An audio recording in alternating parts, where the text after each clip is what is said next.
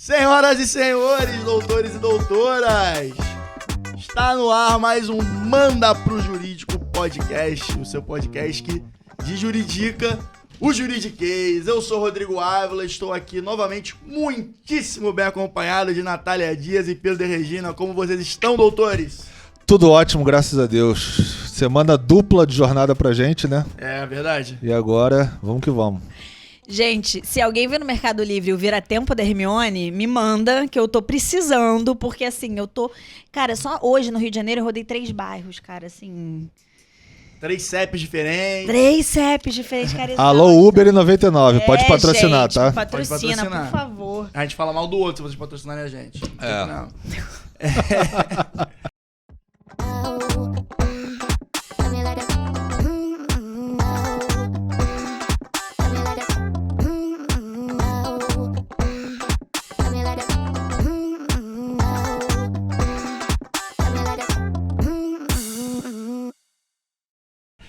E, bom, como o Pedro bem disse, jornada dupla essa semana, mas por um motivo muito nobre. Semana que vem, eu e Pedro estaremos em São Paulo para participar de uma cerimônia lá, uma premiação, que vai ser bem legal. A gente teve essa honraria aí de participar. Enfim. De receber, né? De receber, o escritório. Verdade. E, de repente, a gente posta um conteúdo aí para ver como... Postaremos. Um insider para ver como é que são esse tipo de evento, né, galera? Quando tá entrando na faculdade, fica vendo Chambers, Law and Law, etc. Acho que pode ser legal. E, bom, adivinha o que tá chegando. Ela mesma. Hino de Mônaco no fundo. Estado de Mônaco. Porque ele tá vindo. O Barão e as suas pílulas. E aí, Pedrão, você tem uma coisa que você queira tirar do coração aí pra compartilhar com a nossa audiência? Eu acho que, assim, eu tenho uma sensação que é uma coisa muito minha. Tem 2 coisas que eu não gosto que falem mal, apesar que eu acho que eu posso falar. É família, é o tipo da sensação que eu tenho, que eu odeio quando falam mal da minha família, eu crio quizumba, brigo, mas eu sei que às vezes eu falo mal da minha família internamente, naturalmente. Claro. E o país, o Brasil. O Brasil também eu odeio quando o gringo vem aqui e eu odeio também quando eu vejo brasileiro submisso a gringo. Então, nessa pegada nacionalista, vamos dizer assim, uma pílula que eu vou trazer é sobre uma vitória recente da AGU. Então, primeiramente, já parabenizando a AGU, porque foi feita uma mineração ilegal no Brasil de uma esmeralda, chamada Esmeralda Bahia, porque ela era da Bahia. E essa esmeralda foi avaliada em 372 milhões de dólares. E essa mineração foi feita ilegalmente e mandada para os Estados Unidos. E a AGU, essa semana, conseguiu uma vitória importantíssima, a qual o DOJ, que é o Departamento de Justiça dos Estados Unidos, acolheu a tese e o pedido da AGU, e os Estados Unidos vai devolver essa pedra para o Brasil. Então, acho que é uma vitória imensa, não só do Brasil, como da AGU também, especificamente. Parabenizar todos os envolvidos aí, que são um processo, com certeza foi grande, deu trabalho. E eu acho que a pedra é nossa, tem que ficar aqui mesmo, tem que ir para lá, muito menos quando ela foi feita de forma ilegal. Então essa é a minha primeira pílula.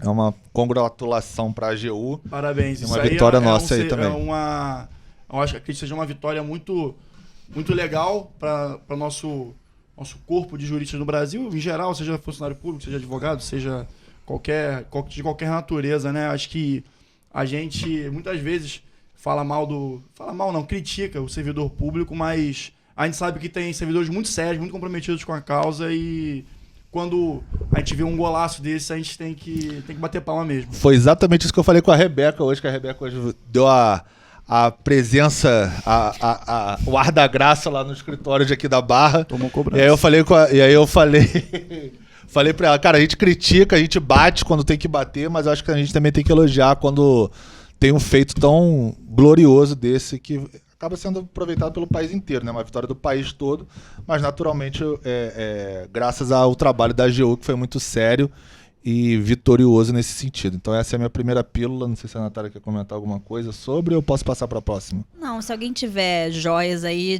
dessa pedra, quiser mandar, pode mandar lá para casa depois. Manda mensagem que eu mando meu endereço.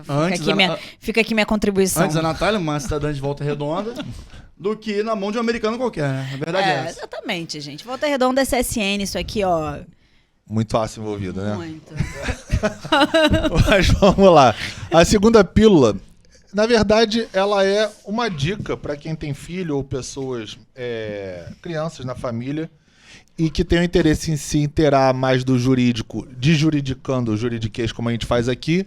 O Senado ele disponibiliza uma Constituição do nosso país chamada Constituição em Miúdos, que é uma Constituição ilustrada, com linguagem simplificada, justamente para atingir as crianças e para elas se inteirarem das normas, das legislações, de como funciona o Brasil, sob o ponto de vista constitucional. Então é uma forma simplificada da Constituição, que você pode baixar gratuitamente no site do Senado, chamado Constituição em Miúdos. Então acho uma dica legal para quem quiser integrar as crianças, seus filhos, sobre como funciona o Brasil no ordenamento jurídico. Inclusive, a gente já Da nossa lei maior, né? Eu acho que não é ponto pacífico entre nós que a gente concorda. É ponto pacífico entre nós que a gente concorda, eu acho.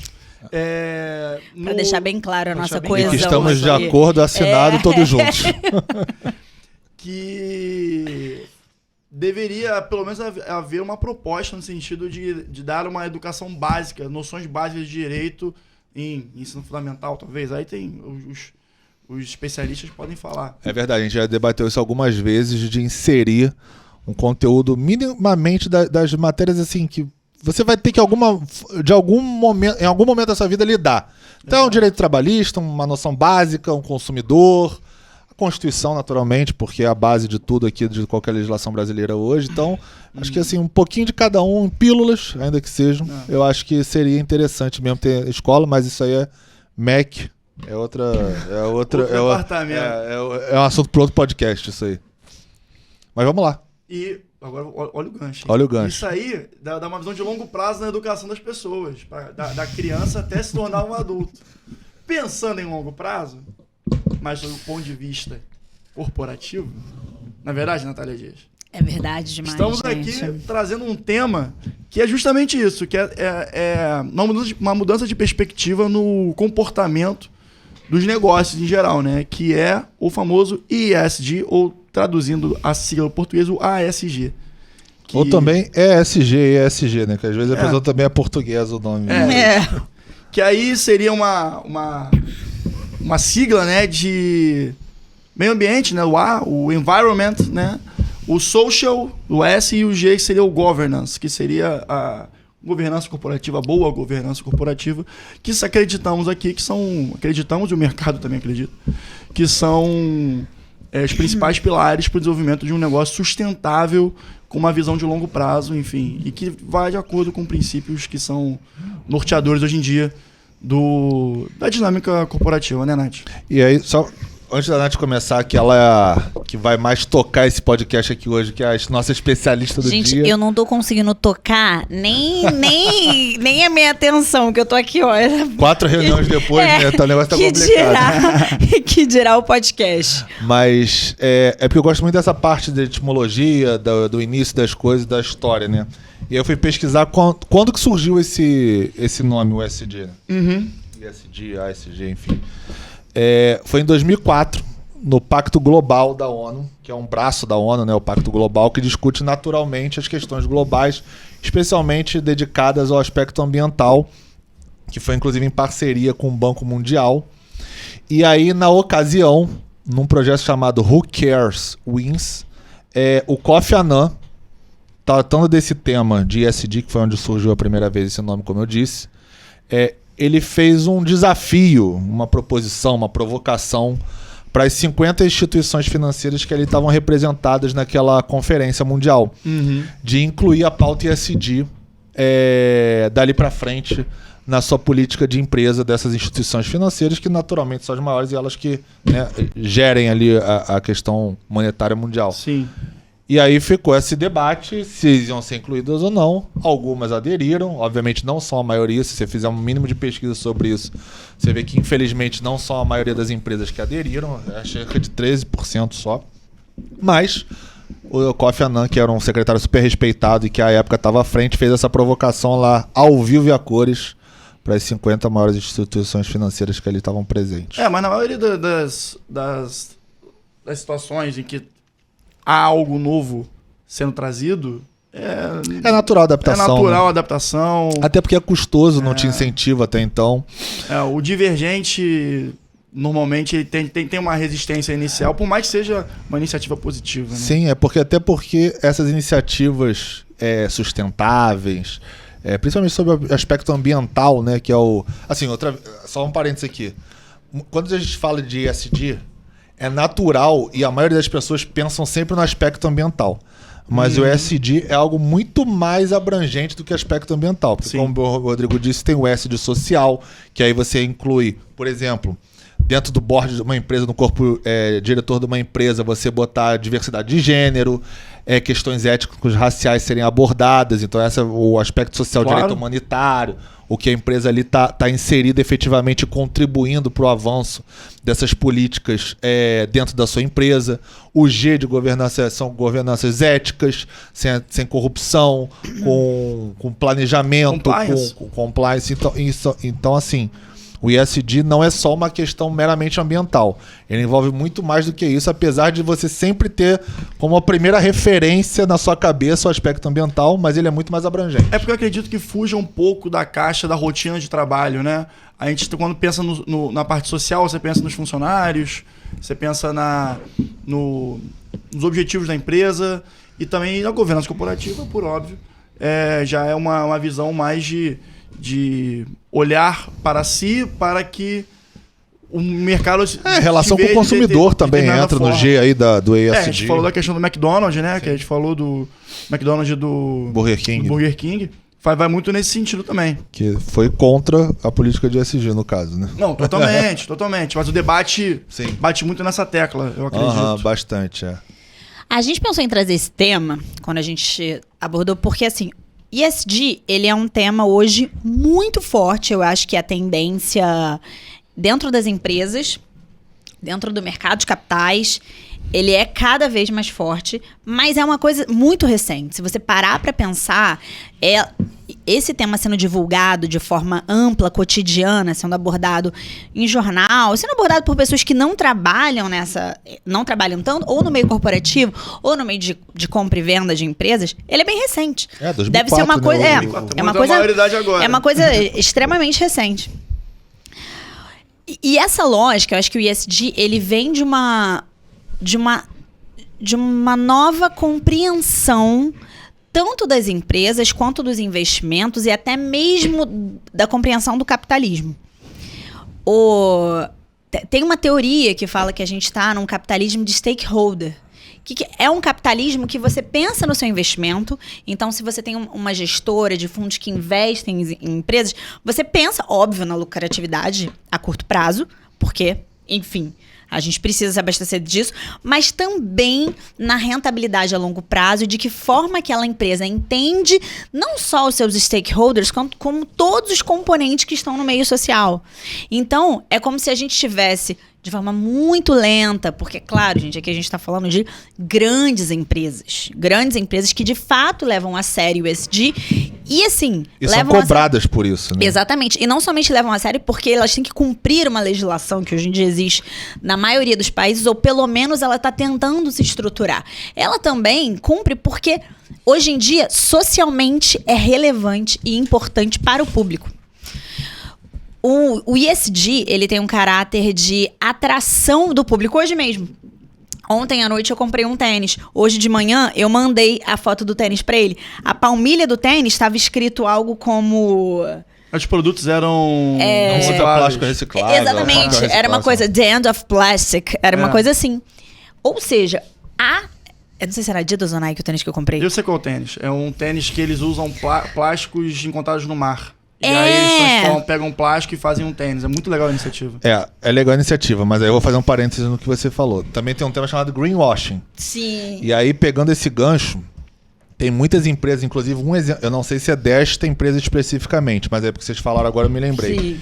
Eu tava vendo um professor, esqueci o nome dele agora, perdão, depois eu posso botar no link, aí eu passo pra Rebeca e tal, mas ele é um professor muito conceituado nessa área, e ele fala que o greenwashing basicamente você se vale de como se você tivesse uma política pró-ambientalista e tocasse nesse sentido a sua empresa, se importando com aspectos ambientais e tudo mais, mas que na verdade você usa isso simplesmente como uma ferramenta de marketing e relação pública para poder alavancar sua venda, e você na verdade você não dedica o que é devido ou a maioria do seu portfólio neste sentido. Então na verdade você mente que é uma empresa ambientalista, mas você bota só ali um pedacinho dela para falar que você tem aquilo na sua empresa. Você meio que burla esse ideal do ESG que a gente está aqui comentando hoje. E eu estou falando isso por quê? Porque um exemplo que ele deu foi justamente esse. Uma empresa que usava plásticos e lixo que encontravam no mar para fazer os seus produtos. E aí, quando ele foi levantar o dado dessa empresa, ele não cita naturalmente porque ele participou dessa editoria, então provavelmente ele tem algum acordo de confidencialidade que ele não poderia revelar. Então, por isso que eu estou falando que eu não sei nem se é essa empresa especificamente, mas aproveitando o gancho, ele diz que quando ele foi fazer essa análise, ele viu que esta parte, essa divisão, este departamento da empresa correspondia só a 1% do faturamento dela. Então é o clássico caso de greenwashing. Ela fez uma puta propaganda para dizer que ela usava o material que ela encontrava no bar para fazer lá o produto dela. E na verdade aquilo não representava nada para ela. Então ela usava aquilo muito mais para se vender e se promover do que efetivamente que ela se importava com aquilo. E outra vez, ótimo que ela pelo menos dedique 1%. Mas não venda isso como se a sua empresa fosse 100% responsável e sustentável, porque não era o caso. Estou falando especificamente dessa empresa que outra vez, eu não sei nem qual é o nome, nem sei se é esse caso. Mas também tomem cuidado quando vocês forem fazer essa análise de você apoiar uma empresa, pesquisar se ela efetivamente se dedica, não ainda que integralmente, mas majoritariamente sobre essa política, ou se é alguma coisa só para tentar te levar pro lado dela, que na verdade ela não se importa, ela só faz aquilo por questão marqueteira. E aí é uma questão que eu acho que é interessante a gente levantar também, que é uma perspectiva, e a gente está falando de práticas da empresa que resvalam muito no jurídico nesse sentido, mas o porquê que isso é feito? Porque a gente entende hoje em dia que, enfim, com a dinamização da informação, o advento e o crescimento hora a hora das redes sociais, né? O público hoje em dia gosta de se associar e engajar a marcas que adotam práticas que são voluntariosas e que trazem perspectivas melhores para o mundo que a gente vive. Por que foi feito esse greenwashing de 1%, como você disse? Porque a partir dessa propaganda cria-se uma boa vontade uma imagem empresa, perante ao público de que, não, eles estão engajados com uma causa ambientalista, que é muito interessante, obviamente, para todo mundo, e nesse sentido, ludibria o consumidor nesse sentido. E por quê? E o que essas empresas tentam transmitir, não só para os consumidores, quanto para os investidores, para parceiros comerciais, etc, etc, etc. O Larry Fink é o gestor da BlackRock, que é uma dos maiores fundos de investimento dos Estados Unidos. Ele separou em 4 pilares as demandas que um gestor, um CEO tem que ter hoje em dia, que é uma voz consistente, um propósito claro, uma estratégia coerente e uma visão de longo prazo. Então, através da mensagem que ele está passando, ele tem que transmitir esses 4 pilares. E a partir daí, enfim, tem empresas que trabalham bem essa questão, funcionam bem e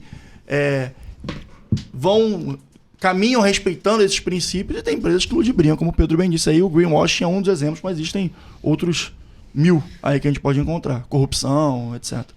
Não, sem dúvida.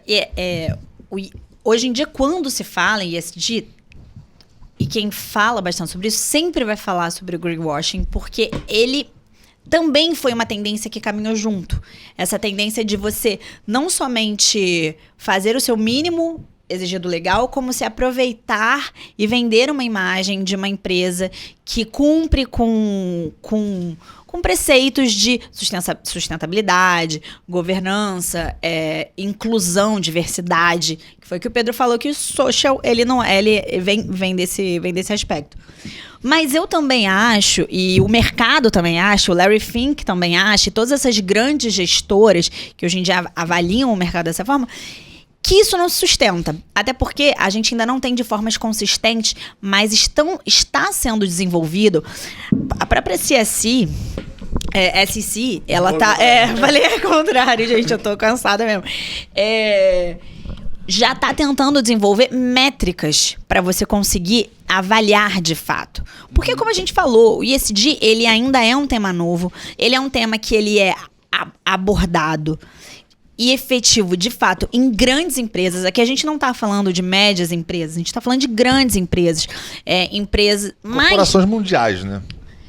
De forma efetiva, talvez, em multinacionais. Mas eu acho que, por exemplo, o Brasil, a Natura &Co, ela é um grande case de empresas que são um expoente ESG. É verdade. E ela, Diferente. hoje em dia, ela é uma empresa que atua em 100 países. Mas originalmente a Natura ela é uma empresa brasileira. E se válido lembrar que a Natura ela vende produtos, a Avon pertence à Natura. Então a Natura ela vende produto que a base dela é isso aqui. É plástico, é embalagem. Então como é que uma empresa que tem o core do business dela vender coisas que está no mercado de polímero, que é um mercado poluente, como é que ela faz isso ser tão importante? É porque ela coloca o ESG como uma métrica de gestão. Você passa a ter... A sua gestão é uma gestão ESG. Você não coloca uma área da sua empresa para tratar disso. Essa é a maneira como você vê os negócios. E eu acho que essas são as empresas que vão crescer. Você pega um exemplo, a própria Tesla, carro elétrico. Carro elétrico, hoje em dia, você pode discutir se ela não está sendo hipervalorizada no mercado. Se ela não está sendo tem um valuation mal atribuído. Mas hoje, como a gente falou no último podcast, ela vale mais do que todas as montadoras juntas. Sim. E ela é de carro elétrico. Exatamente. Ela cumpre uma agenda ESG. Eu acho que a agenda ESG ela é uma agenda que veio para ficar. Se você trabalha em grandes empresas, se você trabalha no mercado em fundos, se você estuda investimento, é sobre isso. Eu acho que isso é uma agenda que vai ser muito falada. E aí você entra num outro momento. Você fala sobre empresas que têm uma emissão muito grande de carbono. Então, são empresas extremamente poluentes. Aí você pega empresas tipo Shell, Chevron... Texas Co. Que são empresas que estão ali na cadeia do petróleo. Como é que vai ficar essa empresa? Será que a gente vai caminhar sempre nesse tipo de cenário? Para um investimento de energia limpa e renovável? Será que não? Eu acho, sinceramente, que a gente está num caminho que... A agenda ESG ela é um no turning back. Não, com sobre essa perspectiva do no turning back, né? Sem possibilidade de voltar atrás da agenda ESG, o Brasil tem um potencial de negócios aí enorme. Nós somos os... A energia elétrica, tudo bem, tem um impacto ali na hora da construção da usina, né, no local. Mas a gente pode ir além, a gente tem energia solar, a gente tem uma região... O Brasil tem uma incidência do sol muito forte comparado com países da Europa, por exemplo, o Canadá, vou pegar outro exemplo também. A gente tem energia eólica no Nordeste. Cara, já foram pra Fortaleza, quanto vento naquela terra? Sim. Entendeu? É um potencial gigantesco que a gente tem no Brasil e que, cara... Eu torço para que as nossas futuras autoridades estejam antenadas com essa possibilidade, porque, cara, no final das contas, a gente pode aproveitar muito disso. Eu acho que não necessariamente... Desculpa, Pedro, mas acho que não necessariamente só as autoridades. Você pega o caso, como a gente falou, da Natura. Como forma de fomento. Não. Sim, concordo, mas... Quanto à questão das energias limpas, a gente tá falando de petróleo, entendi. etc. Não, claro, não, sem dúvida. Se a gente conseguisse investir nesse tipo de energia, mas aí não só restringindo ao campo por exemplo, de uma área que tem muita emissão de carbono, que é, por exemplo, né, petróleo e tal, e a gente não só para energia limpa, quando todas, assim, se você pega grandes gestores do Brasil, ele é um país, a gente fala mal do Brasil, mas a gente tem grandes gestores no Brasil. A gente não pode esquecer disso. Então, assim, a gente tem o Brasil, ele é um país que fomenta empreendedorismo, mesmo sendo um ambiente hostil para negócios. Quem trabalha com empresa sabe disso.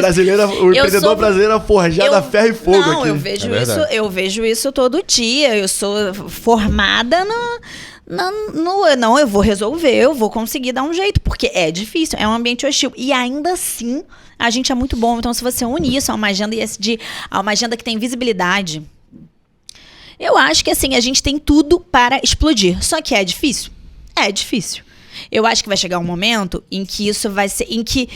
eu vi uma entrevista e uma mulher, ela falou uma coisa interessante. Ela falou, vai chegar um momento em que ESG vai deixar de ser uma sigla. Ele só vai ser uma maneira de você estar socialmente. conceito. Hoje ele é um critério, uma métrica. Exatamente. Ele vai estar incorporado naturalmente, organicamente. Exatamente, talvez nem um conceito, ele só vai ser a maneira como um business se estabelece, a maneira como... Talvez o critério seja o quão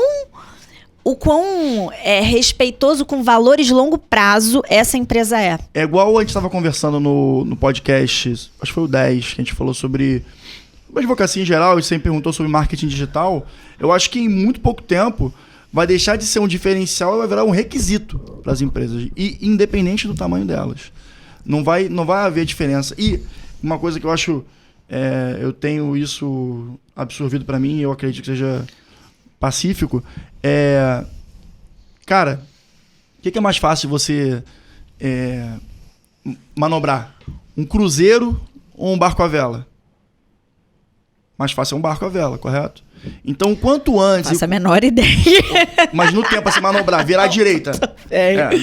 Não é muito difícil. Uma bicicleta ou um caminhão, entendeu? No caso, o cruzeiro precisa do prático, né? O barco à vela já não precisa. Só isso já... Tá trabalhando na analogia, Pedro. Não, tô falando que é mais difícil mesmo. Então, sim. Então, o quanto antes e menor você começar a implementar práticas de ESG no seu negócio, mais fácil. Melhor e mais fácil no futuro. E quando o empreendedor estiver grande, né, com o seu negócio grande, que é a expectativa de todo empreendedor, por óbvio, né? Então, se eu tivesse que fazer uma consultoria ali para um jovem empreendedor, um cara que está começando a vender, sei lá, qualquer coisa, açaí, entendeu? Já começa a pensar em alguma coisa nesse sentido, porque as coisas facilitam bastante. Com certeza. Utilize práticas ESG, isso é dentro do seu formato de negócio, que, por exemplo, a gente pode criar um paralelo aqui. A LGPD, que é a Lei Geral de Proteção de Dados, que é até um tema legal, de repente, a gente abordar num próximo episódio, ela é uma pauta ESG. Porque quando você fala do cuidado que você tem com o seu dado pessoal, e que na atualidade hoje, talvez dado pessoal seja uma das coisas que mais valem. Dado pessoal, ele é tudo, né? É um ouro hoje em dia. Se você pensa a implementação de uma lógica LGPD, que hoje em dia é lei, eu tive uma reunião hoje de 2 horas só sobre a implantação LGPD que eu tô fazendo. Dá trabalho. Não importa o meu tamanho, não importa o core do meu business, não importa se eu lido com dado sensível, se eu sou a diretora jurídica de uma empresa de plano de saúde, ou seja, eu sei o seu nome, o seu CPF, eu também sei qual é o seu estado de saúde, se você tem uma condição crônica, tudo isso é dado sensível, como se eu vender aço. Do mesmo jeito eu tenho que cumprir a agenda da LGPD. Então, ou seja, e esse dia ele é tão um ponto que veio para ficar, que você pode pensar na lógica LGPD, que um momento ninguém pensou sobre tratamento de dado sensível. E hoje em dia ela é uma obrigação. Sob pena, inclusive, de faturamento ali de penhora de 2% da empresa, né? Se chegar lá num... Faturamento anual, correto? Se chegar lá pra frente, né? Mas pode chegar nesse momento. Assim, a gente tem uma agência reguladora hoje, né, de LGPD, ela ainda tá engatinhando, né? A nossa lógica ainda tá engatinhando. É muito recente. É difícil. A gente fez um copy-paste de uma lei de fora que a gente tá tentando entender como é que vai ser aplicada. Porque ela também não é muito... justa, no sentido de que faz sentido uma pequena empresa e uma grande empresa serem olhados da mesma forma numa lógica LGPD? Eu acho que talvez a triagem que faça isso aí é na autuação. Na NPD, que é essa agência nacional. A lei vai acabar se modificando com algumas alterações para corrigir isso. Eu acho que o que esbarra muito na ESG, né, no ASG, principalmente no começo, hoje em dia não ainda, mas não tanto como lá em 2004, são os benefícios que as empresas tinham. Porque todas as políticas, para você implementar uma política ESG dentro da sua companhia, tem um valor e é caro, não é barato. E muitas vezes essas empresas não tinham incentivos, até do governo, para que isso fosse implementado. Sim. Como, por exemplo, a gente falou da Tesla no episódio 13, Sim. que é uma energia renovável, porque são carros elétricos. Hoje em dia você já encontra estados, por exemplo, que dão incentivo do IPVA para você pagar, para você comprar carros elétricos. Que obviamente, são renovável, energia e tal, não tem, né, combustível fóssil que é poluente, como todo mundo sabe. Lá atrás não existia isso. Então, qual seria o benefício de você montar um carro que você não tem, por exemplo, uma infraestrutura e tudo isso, aqui, principalmente no Brasil, né, falando aqui do nosso cenário, se você não tem incentivo do Estado, você não vai ter como a pessoa efetivamente usar aquele carro. Então, assim, você esbarrava em questões práticas, objetivas, que inibiam várias empresas. E aí eu não estou falando só da Tesla, estou falando de várias. Até hoje, por exemplo, o carro elétrico não é uma realidade brasileira. Muito longe disso. Está muito longe disso acontecer, longe disso. né? Então, como você pode criar que isso vire uma realidade de incentivo? Tem que criar incentivos, o governo tem que criar incentivos. Como, por exemplo, se eu não me engano, no estado do Rio Grande do Sul, você tem dedução do seu IPVA quando você tem carros elétricos, por exemplo, ao invés de você comprar um carro de combustível fóssil. Então, assim, você criar políticas governamentais que ajudem, incentivem uma política de ESG também é importante. Principalmente no primeiro momento. Eu acho que todas as políticas, quando você cria, o governo não é para ficar subsidiando nada nem ninguém. A não ser que for inicialmente para você poder implementar aquela cultura dentro do seu país. Uma vez implementado e corrigida este aspecto, eu acho que o governo tem que sair de cena porque ele não tem que ficar subsidiando aquilo ad eterno. Eu discordo um pouco. Por quê? Eu acho que o mercado se regula. Tem a carta do Larry Fink. Super válido vocês lerem. Digita no Google, vocês vão ver. É uma aula. A carta é excelente. Tem uma carta desse ano, tem carta do ano passado. Ele sempre escreve a carta para os gestores.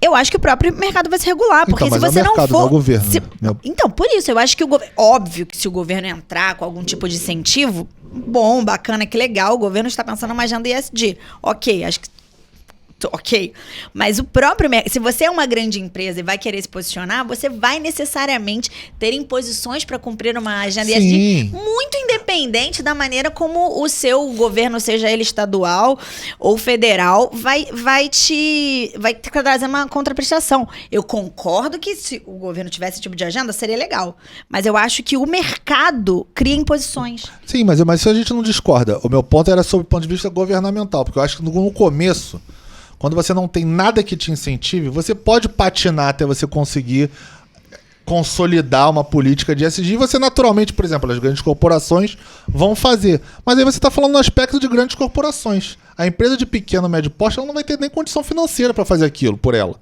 E assim, outra vez, no longo prazo, pode ser que isso organicamente aconteça.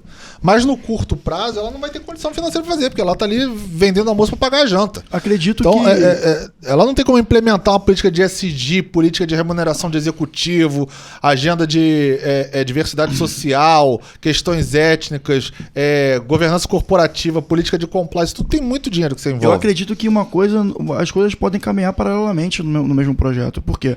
Porque a gente pode observar um incentivo governamental, seja por isenções tributárias, seja lá qual for o motivo, e também a gente pode encontrar uma pressão do mercado, como a Nath falou, que o mercado vai demandar. Sim. O Larry Fink, na carta, ele fala que hoje em dia, quando faz essas demandas às empresas, ele não... Ele fala assim, o foco não é numa livre tradução, tá? Que não é uma questão de a questão da sustentabilidade do negócio não é uma questão por ele ser ambientalista, por exemplo, ou por ele ser, sei lá, um militante de alguma causa específica social. É porque hoje em dia esses grandes fundos de investimento, como é o caso da BlackRock, são parceiros e fiduciários dos investidores que lá estão confiando no seu capital. Por exemplo, vamos dar um exemplo assim, uma empresa famosa de armas dos Estados Unidos. Com certeza ela sabe que não vai ter um público específico como investidor.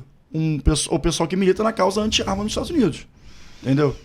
Então, provavelmente, um gestor que esteja antenado com essa visão, talvez não vai investir em armas. Não vai botar o dinheiro lá que ele gere no mercado de armas, ou no mercado de cigarro, entendeu? Então, a gente pode encontrar um incentivo por parte do governo nessa questão, na questão de tributação, etc, que a gente já conhece bem aqui, que em alguns outros setores funciona, como também pode haver a pressão também para apressar né, as empresas. Uma coisa, na minha visão, não impede a outra. Também não acho que não, mas eu só discordo de você que ela não precisa ser paralela. Eu acho que ela é complementar.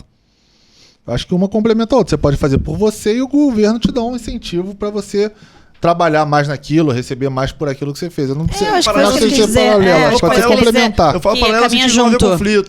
Inclusive, sobre esse aspecto que você falou da questão de armas, de empresa de arma, a B3, ela tem um índice de sustentabilidade empresarial que ela criou recentemente. E as empresas de arma e de tabaco, por exemplo, elas não entram nesse índice, porque elas não têm como atingir essa política. É o negócio delas. O core business dela é muito, assim... Impossível, não sei se é, porque se você tiver um visionário como Elon Musk, de repente ele descobre aí uma forma de converter isso. Um cigarro que não passa mal no pulmão.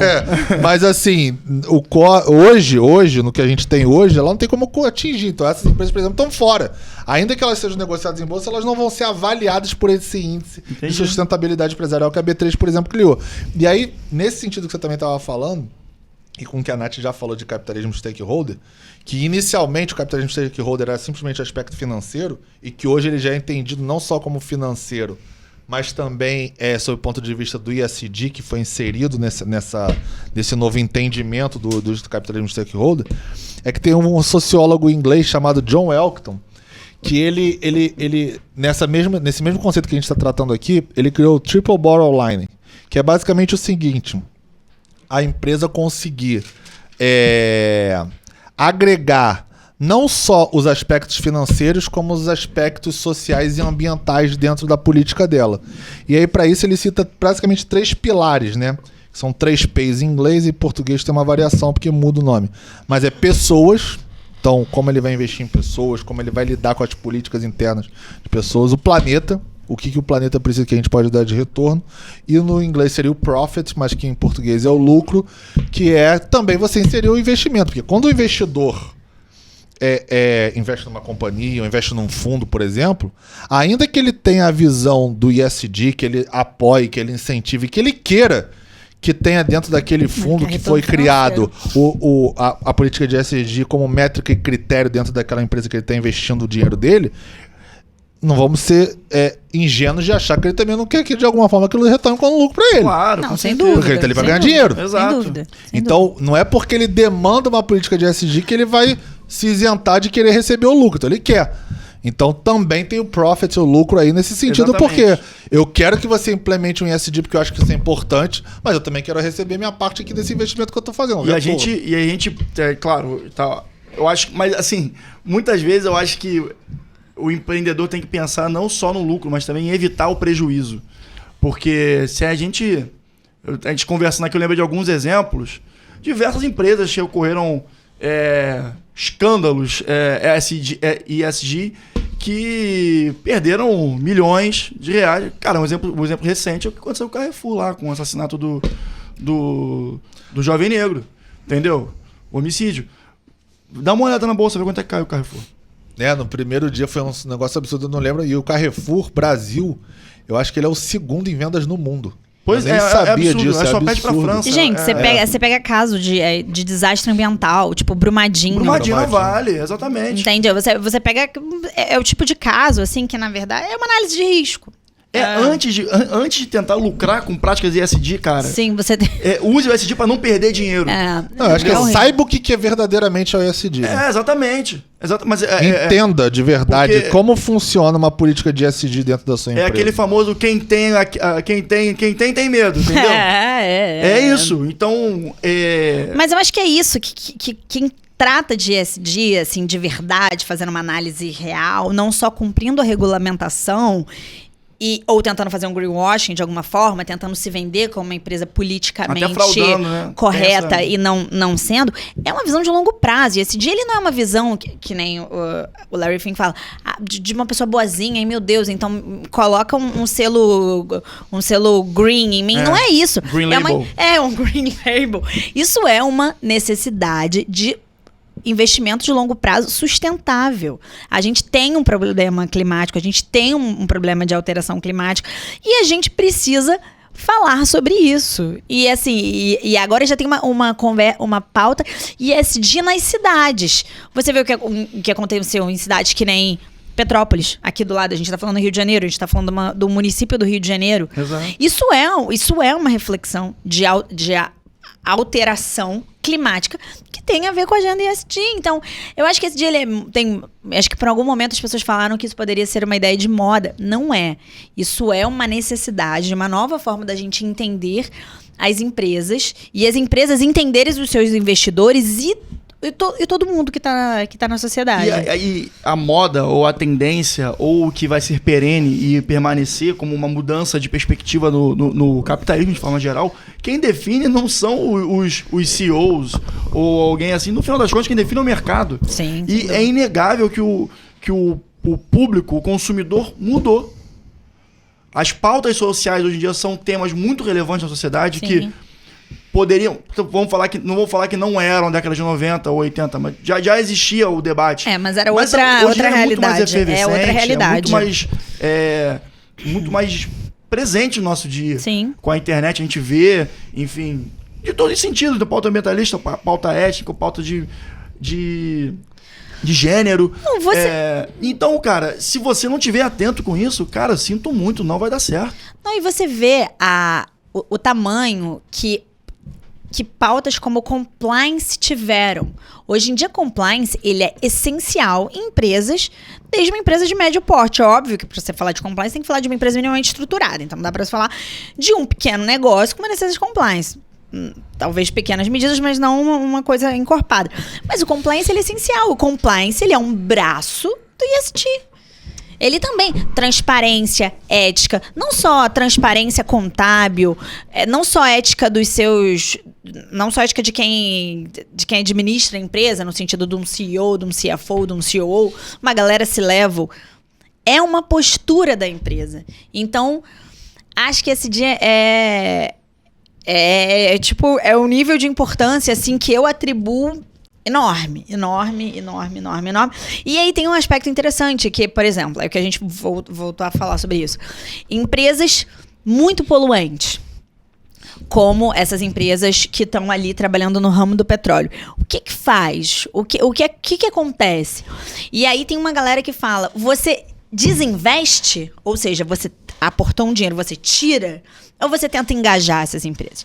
E aparentemente o que o mercado indica e o que a galera que estuda esse tema indica tenta engajar. E como é que você engaja? Criando métricas. Quando você cria métrica, você pode criar algum tipo de benefício. Crédito de carbono. Sim. Você começa a criar toda uma estrutura social que te movimenta para se tornar menos poluente. Ou senão você vai levar burdoada. A Shell foi condenada por um tribunal holandês a reduzir 45% das emissões de carbono em 9 anos. Concorda que é muito pior um tribunal vir e te sancionar, falar em 9 anos você tem que reduzir 45% da sua emissão de carbono, sendo que o core do seu business é combustível fóssil. E é o que a gente sempre fala. Então, assim, sabe? E o que a gente sempre fala, o ESG é uma medida preventiva. Então é uma prática, não só de direito, como eu acredito que seja o ESG é uma atuação multidisciplinar que é preventiva. E é o que a gente sempre fala aqui, cara, prepare-se. Para quê? Para evitar prejuízos, para evitar sanções, para evitar decisões que você não tem controle sobre. Sim. O que você puder ter controle sobre o seu negócio, sobre a sua vida financeira, sobre o seu patrimônio, melhor. Entendeu? Não, inclusive... Não, pode falar. Não, porque eu ia falar que eu achei interessante que é sempre assim, a gente tá falando para o cara que atua como advogado, para o jovem advogado, para o estudante, para o empreendedor. É uma ótima área. Já é uma área que está sendo muito falada no mercado, sim, mas não é uma área tão explorada pelos advogados. Muito pouco explorada. Pensa em se especializar em ESG, pensa em entrar por essa área, porque é uma área que todas as grandes empresas vão ter uma necessidade. Isso é um fato. Pode ser agora, pode ser daqui a 5 anos. Você vai ser um profissional procurado, requisitado no mercado. E exatamente. quanto antes você começar, mais experiência você vai ter. E vai além do advogado. A gente pode falar sim, contador. Não, vai além. Gente que trabalha com a área financeira, RH, enfim. Com certeza. É enorme, o mercado é enorme. Não, com certeza. Diga lá, Pedro. Não, é porque a gente falou muito exemplo de empresas que não adotaram ou foram condenadas em políticas de ESG. Mas também tem empresas que já adotaram isso, vamos dizer, preventivamente, né? Sim. Assim, sem precisar ser demandada judicialmente, como foi o caso da Shell. A Microsoft, por exemplo, ela adotou uma política que ela vai até 2030, e aí você pode pensar, pô, 2030 é muito tempo, mas... É amanhã, você né? Tá falando você tá falando da Microsoft, não é uma coisa que possa mudar do dia pra noite com a empresa Gente, hoje do é tamanho da maio, Microsoft. maio de 22, tá? Já Só mudei pra... a perspectiva legal. Pra mim é amanhã já. Ela promete consumir menos... o que ela gasta de água, ela vai repor mais do que ela consome. Não, Repete esse número. Achei interessante. Até 2030. O que ela consumir de água, ela vai conseguir repor ao meio ambiente mais do que ela consome. Caramba. A conta vai ser negativa pro meio ambiente. Negativa pra empresa e positiva pro meio ambiente. gente, eu não entendeu? entendi isso. Ela vai fazer chover? O que foi? Ela vai usar... Ela vai Uma usar cachoeira. Ela vai Pra você chamar ter o uma cacique ideia. cobra coral.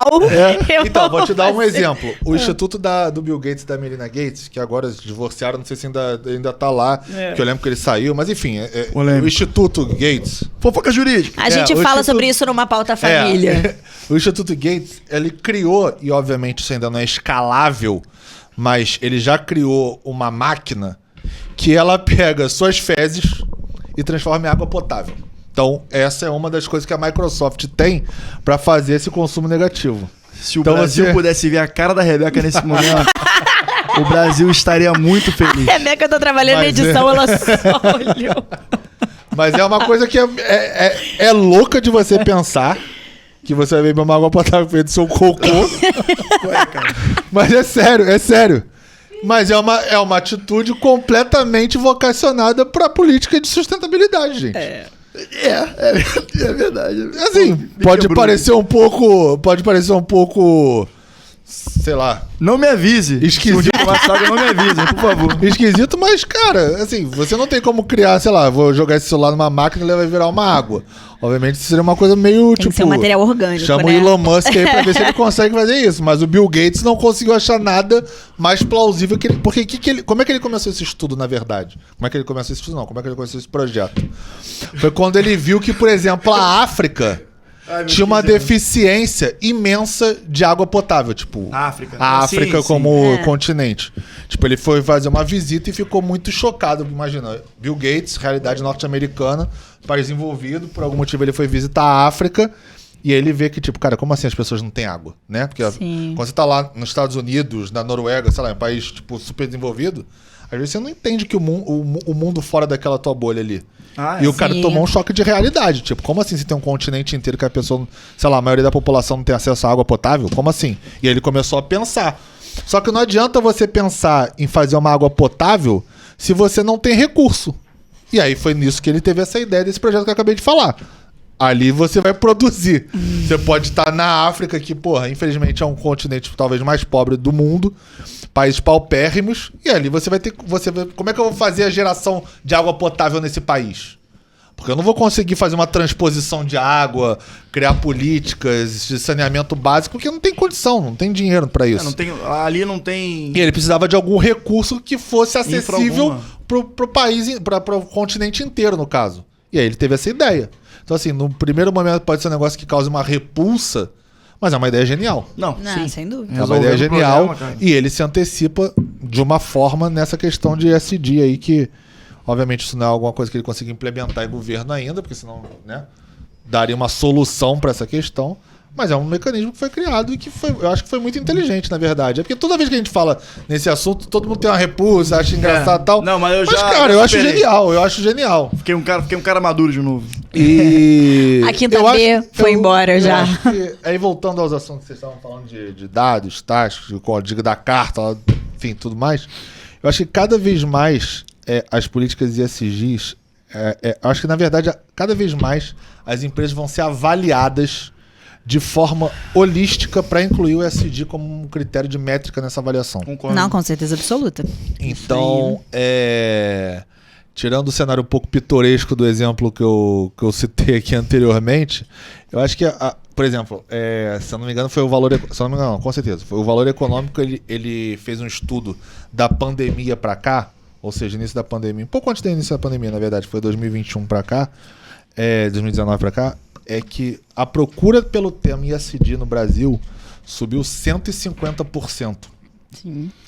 Porque cada vez mais, como a Natália muito bem vinha falando, as empresas começam a enxergar a real importância de você ter isso na sua empresa, porque as pessoas, consumidores e usuários, seja ela de uma marca ou de algum serviço, elas começam a olhar. Então, se você conseguir agradar o seu público, você só vai ter a ganhar. Sem dúvida alguma, a pandemia foi um catalisador para essa questão. Eu tenho uma imagem que me choca muito, na época da pandemia, que a gente estava dentro de casa, foi o Rio Veneza, na cidade de Veneza, que ficou claro.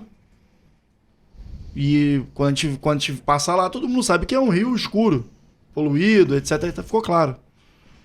Animais andando no meio da cidade. O efeito, né, que o ser humano causa no meio ambiente, né? A gente é um parasita mesmo desse planeta. É chocante. E nesse sentido, entendendo as empresas como não só uma consequência da demanda do consumidor, mas também como, se possível, né, propositoras de novas práticas, até para se destacar na concorrência, por que não, pensando numa ótica capitalista, a gente consegue vislumbrar um futuro mais interessante. E, claro, observando todas essas práticas que a gente falou aqui e tendo um caráter multidisciplinar, né? Abordando vendo a empresa toda como uma coisa só, para poder avançar no mesmo propósito, que, como bem disse o Larry Fink, é fundamental. Tanto para o consumidor, mas como também para os trabalhadores, para eles saberem para o que eles estão trabalhando, qual é o objetivo do trabalho deles e qual é a visão que a empresa tem para o futuro do negócio. Eu ainda te complemento, não é nem só a empresa toda como uma coisa só, é o mundo inteiro como uma coisa só. E é a empresa fazendo parte desse mundo inteiro e sendo um agente ativo para contribuir para a manutenção de longo prazo, tanto da empresa quanto para o mundo. Uma coisa não existe sem a outra. Eu acho que o ESG vem muito nesse lugar. A PwC, que é uma das Big Four, né? Vou falar aqui no microfone. A PwC, que é uma das Big Four, ela fez um estudo que 57% dos ativos em fundos de mútuos da Europa, que representa 8,9 trilhões de dólares ao ano, até 2025, esses fundos de ativos vão ter que ter, na verdade, inseridos a política de ESG. Então, olha a importância disso num dos continentes, não, com certeza o continente de maior relevância sob o ponto de vista econômico e talvez social do planeta hoje, que dita várias regras, como eles enxergam já isso como uma coisa que tem que ser implementada e é 2025, daqui a 3 anos. Uhum. Então é uma coisa que é para ontem, na verdade, né? Se você pensar em ativos de fundos nesse montante de quase 9 trilhões, é muita grana. É muito dinheiro. É muita coisa envolvida. Eu não sei se a Europa tem esse nível de relevância econômica hoje no mundo, mas que ela cultural e social, com certeza. Cultural e social. E ela é uma referência em empresas de ESG, isso é um fato. Ela é de fato. Porque se você for pegar, sei lá, os 10 primeiros países, tudo bem, você tem os Estados Unidos que é fora, não é Europa, você tem China que não é, Japão que é o terceiro não é, mas depois você vem com a Alemanha, você vem com França, você vem com Itália, Inglaterra, que aí você pega aí pelo menos 4 ali, que não dá isso tudo de PIB deles. Então, assim, na verdade... Olha o tamanho desse fundo, né? A gente pode falar sobre economia europeia em outro momento, mas a economia europeia tá muito agarrada. Você fala um outro país ali que hoje em dia consegue trabalhar Alemanha, Inglaterra ali, mais respirado. A Inglaterra saindo, o Brexit. Mas a relevância, o que eu quero dizer é a relevância não só do valor do fundo, como da relevância de um cenário onde um continente expressivo você tem uma política dessa. Exatamente. Implementada para outra vez, 2025, daqui a 3 anos. É amanhã. É urgente a causa, né? Muito urgente. É urgente, a gente já viu as consequências e, como eu disse, na pandemia a gente pode ver algumas diferenças, né, da influência do homem no planeta. Acredito que arrebatamos todos os temas aqui hoje. Todos não, porque é impossível, né? Mas assim, do que a gente se propôs para hoje. Isso, exatamente. Bom, o pessoal já sabe, vou pedir aqui para vocês nos seguirem nas redes sociais, manda pro jurídico.pdc. Se vocês quiserem seguir o Pedro, Natália, eu também no Instagram também, pra dar um engajamento pra equipe também. Estamos aceitando. Segue a Bequita também, gente. A Rebeca, ela é ótima. Ela tem um Instagram da cachorra dela que é a coisa mais fofa que existe. E, bom, vocês já sabem, né? Qualquer dúvida, manda pro jurídico, tá bom? Um beijo, até semana que vem.